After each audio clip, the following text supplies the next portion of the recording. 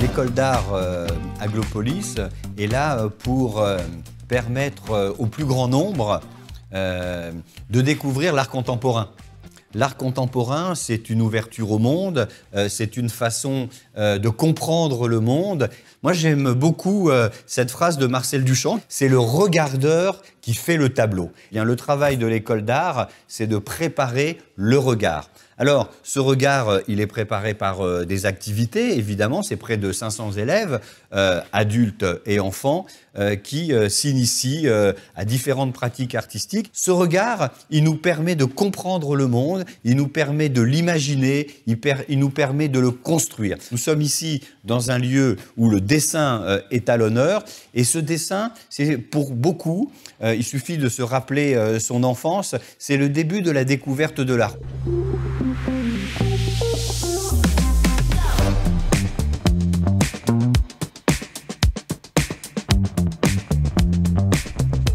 Le printemps du dessin, c'est à la fois un moment privilégié pour les usagers de l'école d'art, mais aussi pour le public, puisque ce projet a vocation à être accessible à toutes et à tous, pour les élèves de nos cours extrascolaires, de nos cours de grand public, parce qu'ils sont invités à travailler en collaboration directe avec des artistes qui sont intervenus au cœur de l'atelier.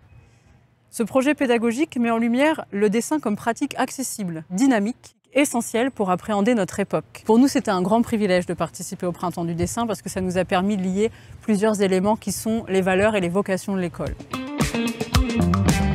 Le dessin contemporain occupe aujourd'hui une place singulière. C'est pour ça qu'on a voulu se greffer au Printemps du dessin. C'est parce que l'école est un laboratoire de formes et d'idées, tout comme le dessin permet cette manipulation en fait, de formes et d'idées. C'est des choses que l'on expérimente au cœur de l'atelier, au workshop, ici même. Dans le cadre du Printemps du dessin, nous avons eu le plaisir d'inviter à l'école d'art 2 artistes, Isinori, un binôme d'illustrateurs qui travaillent la narration dans le dessin, la narration sans mots, où leur image est polysémique. Et puis Émile Orange, artiste plasticien, qui est venu travailler avec un projet spécifique d'éveil artistique, où il mêle à la fois le dessin contemporain, le dessin libre et la tapisserie. Ils sont venus pour plusieurs temps forts, un workshop de plusieurs heures et de plusieurs jours, une conversation publique et une exposition, restitution des travaux des artistes et des réalisations des enfants, qui s'est tenue à la Bibliothèque Abbé Grégoire, dans l'espace Julien Angelier. Cette exposition, elle s'est tenue à la bibliothèque parce qu'on l'a voulu transversale. Nous avons fait dialoguer la littérature jeunesse et le dessin d'enfants. Nous avons fait dialoguer la tapisserie avec le dessin libre. Les élèves engagés dans ce projet ont été invités à expérimenter, manipuler, repousser les limites du dessin pour sortir du cadre un petit peu académique qu'on a l'habitude de voir. Tout ça en prenant appui sur les démarches artistiques des artistes invités. Je suis Émile Orange, artiste plasticien. Je vous présente aujourd'hui un projet développé avec l'école des Beaux-Arts de Blois. C'est un projet autour de la petite enfance. J'ai été invité pour travailler avec 3 groupes d'enfants différents dans le but de faire une série de 3 tapis.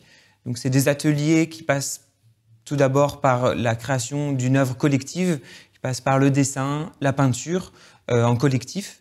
Et ensuite, je viens transformer cette œuvre en tapis. Donc je viens tuffeter l'ensemble des dessins, des lignes qui ont été disposées sur le tissu grâce à une machine qui permet d'injecter de la laine et de créer une surface d'accueil pour les familles, pour la médiation, pour la lecture de contes, pour se reposer et lire en toute sécurité.